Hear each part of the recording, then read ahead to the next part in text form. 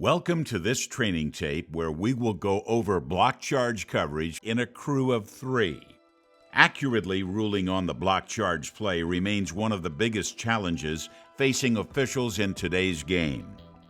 Getting this play right requires not only a thorough understanding of the rules, but also the ability to stay patient while processing plays that develop quickly. Officials need to understand the proper floor mechanics and coverage areas to know how to be in the proper position to see the whole play to make an accurate ruling. This training video will break down those coverages to help officials understand their responsibilities for ruling on block charge plays inside and outside the free throw lane in a crew of 3. To begin this discussion, we will first need to understand the difference between a primary defender and a secondary defender. A primary defender is a player who initially guards or attempts to guard an offensive opponent. A secondary defender is a teammate who attempts to help the primary defender guard the same opponent, often after the opponent has beaten the primary defender. On this play, gold number 24 is the primary defender as he initially attempts to guard the ball handler. When the ball handler dribbles into the lane, a secondary defender moves into the ball handler's path and attempts to defend him when he attempts to try for goal. The difference between primary and secondary defenders is pivotal for officials to understand because that distinction between defenders dictates various coverage responsibilities on block charge plays. Court coverage for primary defenders. The basket line dictates coverage on plays in the lane area when contact occurs on primary defenders. When drives to the basket originate in trail's primary coverage area, lead will be primarily responsible for the contact in the lane area, assuming it occurs on the trail's side of the basket line. If the contact occurs on center's side of the basket line, center should primarily be responsible for the ruling when it involves a primary defender. These guidelines are intended to reduce the number of double whistles. If double whistles do occur, officials are reminded to make eye contact with their partners before signaling in order to avoid potentially conflicting rulings.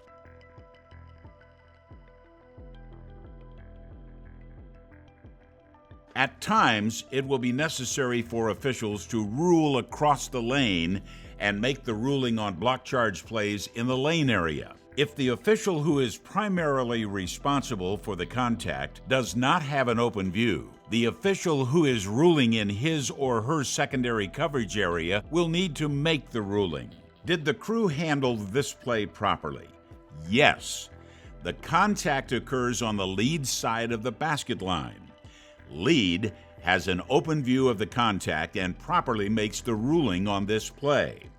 Center also has a good view of the contact, but he does an excellent job avoiding a potential double whistle situation by recognizing that lead was in the best position to make the ruling. Did the crew handle this play properly? No. Lead is in a straight line position and could not distinguish whether the defender was displaced or simply embellishing the contact in hopes of drawing a charging foul. Since the play involves a primary defender and is on center's side of the basket line, center would be primarily responsible for ruling on this contact. Nevertheless, center is also straight-lined on this play. Could center have made a position adjustment to improve his angle? Yes. Center could have made a position adjustment known as a crossover step to improve coverage.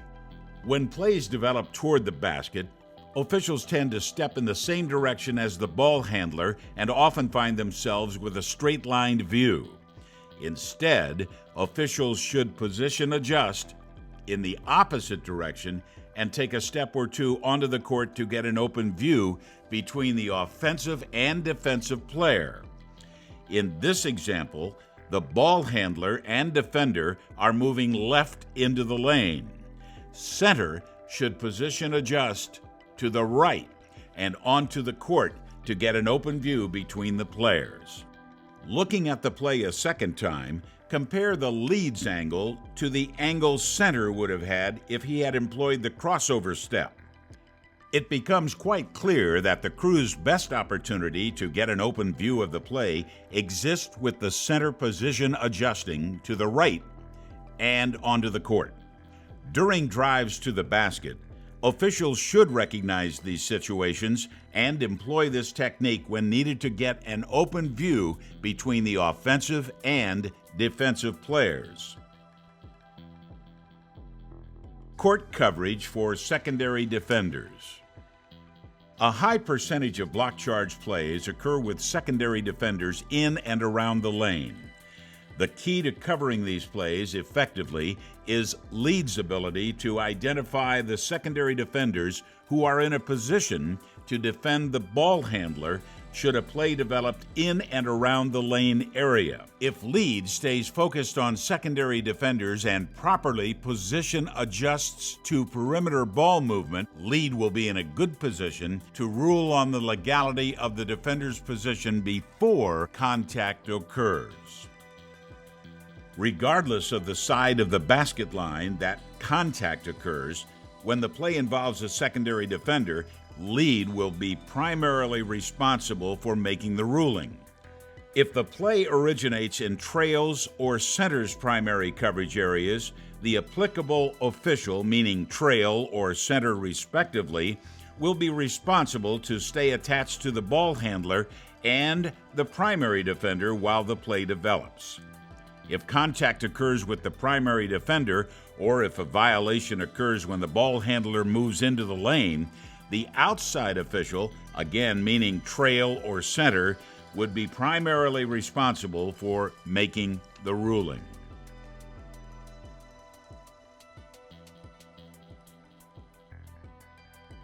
On this play, while the ball is above the free throw line, lead should be focused on the lane area and on identifying the potential secondary defenders. When the ball handler moves toward the lane, lead should anticipate the potential block charge play and immediately begin to focus on the legality of the potential secondary defender. By mastering this technique, officials will lengthen the play, which will slow the play down and cause a high percentage of accurate rulings. This play originates in trail's primary coverage area when the ball handler begins to move toward the lane. In this situation, trail should stay attached to the ball handler and the primary defender when the play moves into the lane area. Trail would be responsible for illegal contact committed by the primary defender, as well as for any violation committed by the ball handler.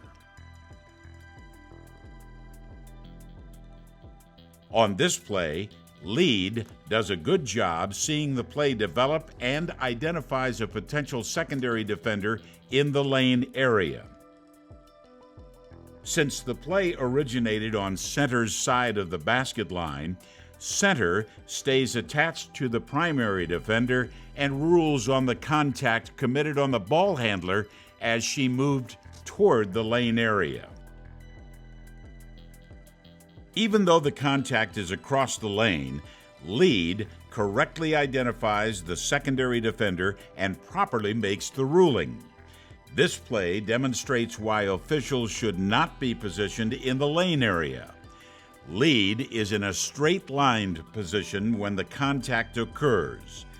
He would have had a better angle if he were positioned outside the lane.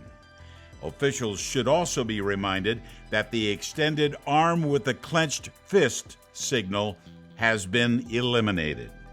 The approval signal for both player control and team control fouls is to place a hand behind the head. Lead properly identifies the secondary defenders and anticipates the potential block charge situation when an offensive player catches the ball in the lane. Lead would have benefited from a slight position adjustment by taking a step or two to his right, but he nevertheless accurately rules on the play. After blowing the whistle, Lead demonstrates the proper sight of foul signaling. He displays the signal to stop the clock, followed by the correct player control signal by placing his hand behind his head. He signals direction and ends the sequence by indicating the throw-in spot. One of the keys to proper block charge coverage is for Lead to understand proper positioning along the end line.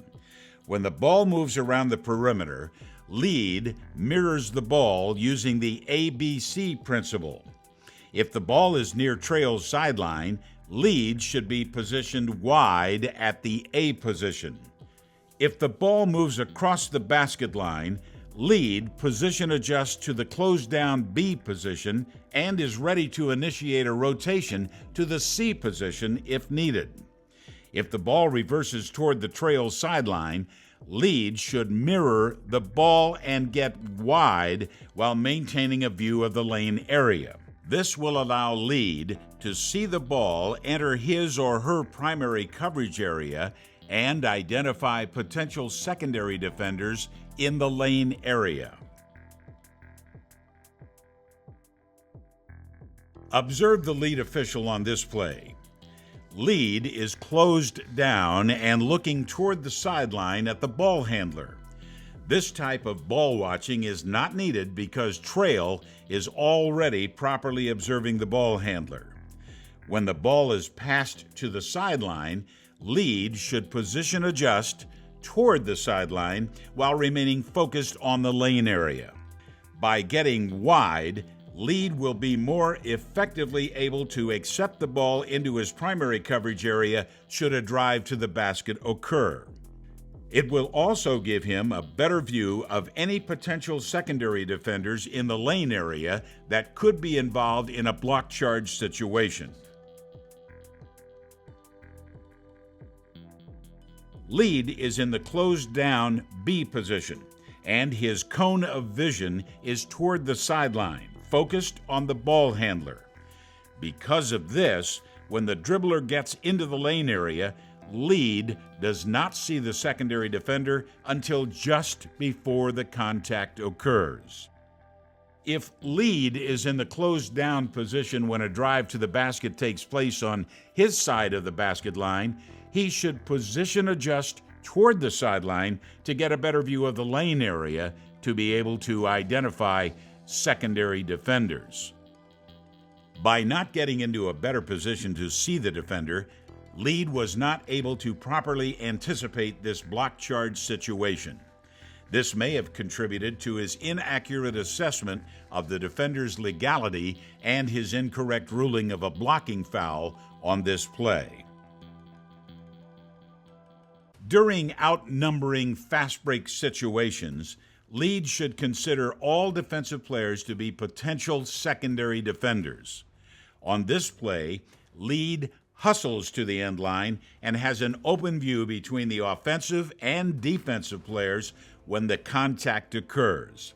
This is nicely done on a quickly developing play. The dribbler splits a double team and moves into the lane, and a collision occurs on the torso of a secondary defender. Because the play involves a secondary defender, Lead is primarily responsible for this ruling. Center shows great patience, coming in late to make the ruling upon realizing that Lead does not have a whistle. There will be times when officials who are not the primary need to make rulings to ensure that obvious fouls are called. One of the primary purposes of these guidelines for ruling on block charge plays is to reduce the number of double and/or triple whistle situations. When double and triple whistles do occur, it is imperative that each official involved only signal to stop the clock and make eye contact with his or her partners.